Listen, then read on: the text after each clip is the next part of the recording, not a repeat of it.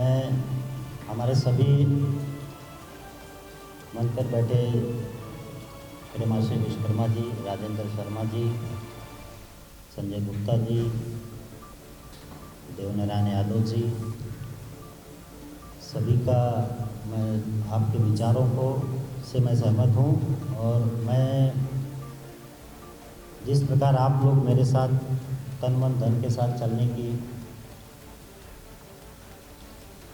ख्वाहिश रख रहे हैं, मैं आप लोगों से वादा नहीं यकीन के साथ कहता हूँ कि अगर आप एक कदम चलेंगे तो मैं 4 कदम चलूँगा।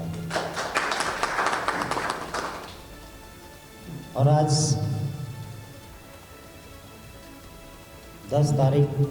10 सितंबर गणपति जी का आगमन हुआ है। सब लोग उनका दर्शन करके आए होंगे। गणपति जी का आगमन हुआ, हम ठाकुर ब्राह्मणों का निर्गमन करने का दिन आज हमने तय कर लिया राजनीतिक तौर पर। उसका रीज़न यह है कि मुंबई शहर के अंदर 22 लाख उत्तर भारतीय मतदाता हैं। मुझे यह बोलने की ज़रूरत क्यों पड़ी? 22 लाख उत्तर भारतीय मतदाता हैं, उसमें से आप लोगों को बताऊंगा तो आप लोगों को आश्चर्य होगा, सिर्फ 3 लाख ठाकुर और ब्राह्मण लोग हैं पूरे मुंबई शहर के अंदर मतदाता, और 19 लाख हम और आप हैं। फिर भी आज तक पिछड़ा वर्ग, अति पिछड़ा वर्ग राजनीतिक तौर पर इस मुंबई शहर के अंदर कोई नेता नहीं बन पाया। एक सवाल है, शिवसेना के वजनदार नेता है, शिवसेना कितना आगामी कॉर्पोरेशन आ रहा है इलेक्शन, शिवसेना कितना उत्तर भारतीय दे चाहता है? देखिए, शिवसेना, मैं आपके माध्यम से बताना चाहता हूं कि अगर उत्तर भारतीयों को मुंबई शहर के अंदर अगर किसी ने नेतृत्व करने की ताकत दी, उत्तर भारतीय को नेता बनाया, तो सबसे पहले शिवसेना ने बनाया था। घनश्याम दुबे जी को पहले एमएलसी रहे हैं, शिवसेना ने बनाया। संजय निरुपम को राज्यसभा दिया।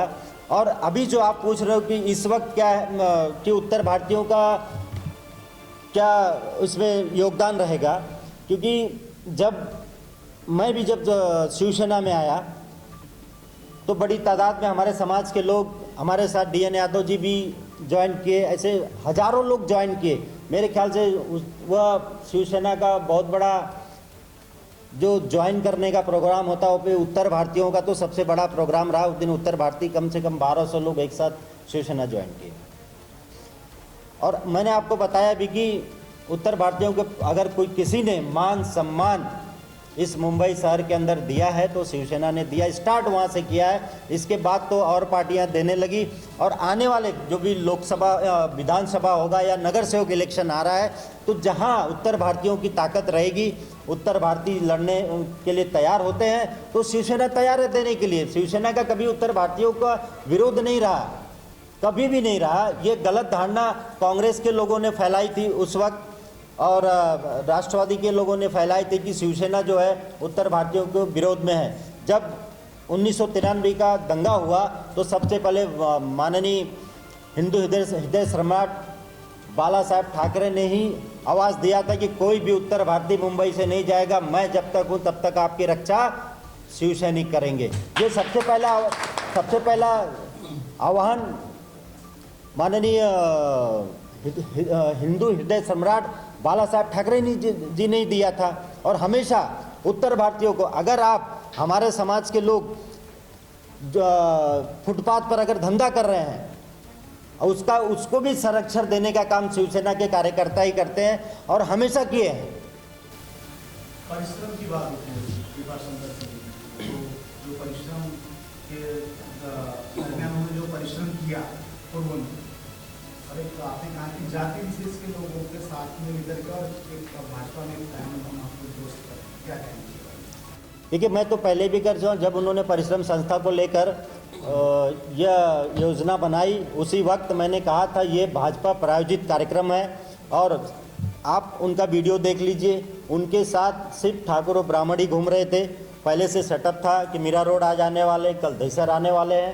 तो वो सिर्फ अपना राजनीतिक जो अधर में चले गए थे वापस से बाहर आने के लिए उन्होंने किया था और सिर्फ वो ठाकुर ब्राह्मणों का ही प्रयोजन था। उसमें ओबीसी एससी एनटी का कोई लेना देना नहीं था, न तो किसी के पास गए हैं वो। और वो उत्तर भारतीयों, मैं नहीं मानता हूँ कि उत्तर भारतीय के नेता हैं। अगर उत्तर भारतीय के नेता रहते, जिस प्रकार आज मेरे साथ शर्मा जी बैठे हैं, विश्वकर्मा जी बैठे हैं, गुप्ता जी बैठे हैं और कहार जी हैं, तो उसको उत्तर भारतीय नेता बोलते हैं।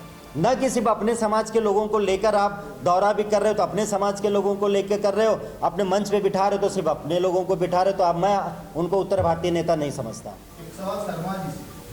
शर्मा जी, जैसे अजय भाई ने अभी ओबीसी एससी एसटी माइनॉरिटी वगैरह जो भी संगठन का आगाज किया है, तो क्या भविष्य में ये नहीं हो सकता है कि कहीं ना कहीं आप लोगों में एक राजनीतिक विद्वेष भी आ जाए पार्टी में ना के? नहीं, उसमें हमने पहले ही बात किया, इनने जिसकी जिसकी आबादी उसकी उतनी हिस्सेदारी। अगर यह मिशन लेकर के हम लोग चलेंगे तो हम लोगों में खटास नहीं होगा। अजय जी, अंतिम सवाल, ये जो अभी आपने सामाजिक चेतना जगाने का एक आगाज किया है, तो इससे क्या लगता है मुंबई में या महाराष्ट्र में ओबीसी एससी एनटी वगैरह जो माइनॉरिटी जो समाज है, इसलिए आर्थिक सामाजिक व राजनीतिक भागीदारी या मजबूती मिलेगी? देखिए, अभी आज तो आप लोगों के माध्यम से मैंने शुरुआत किया है और मेरा पूरा विश्वास है कि सभी समाज के लोगों को मेरे साथ जुड़ रहे हैं। जो लोग भी जुड़ेंगे, मेरे मिशन में शामिल होंगे, तो मैं जैसे शर्मा जी ने बताया कि जिसकी जितनी संख्या होगी उसकी उतनी भागीदारी मेरा देने की कोशिश रहेगी। और सरकार में भी, अन्य पार्टियों में भी, जब तक हम लोग अपनी ताकत, हर समाज के लोग अपनी ताकत नहीं बताएंगे, नहीं तो अभी तक जो महाराष्ट्र के मुंबई की राजनीति में होते आया कि सिर्फ ठाकुर ब्राह्मण ही उत्तर भारतीय नेता है, यही होते आया है। अगर वापस हम नहीं जगाएंगे तो वापस यही सिलसिला चलता रहेगा। तो मेरा सिर्फ यह मिशन चलाने का उद्देश्य है कि पूरे समाज के लोग जाग जाएं, क्योंकि जो लोग नेता बने हुए हैं वो छठे नंबर पे आते हैं। हम लोग पहले, दूसरे, तीसरे, चौथे, पाँचवें नंबर पे हैं। हम लोग में कोई नेता नहीं है। उसका रीज़न है कि हमारे लोग जागरूक नहीं है। मैं बस इसी उद्देश्य से लोगों को जगाना चाहता हूं कि अपने लोगों का साथ रखिए। ये दो लोगों से सावधान रहिए, ये कभी भी आपके अपने बाजू में तक भी नहीं बिठाएंगे। आपका सिर्फ यूज़ करेंगे ताली बजाने के लिए, दरी बिछाने के लिए और कुर्सी लगाने के लिए और बैठकर देखने के लिए।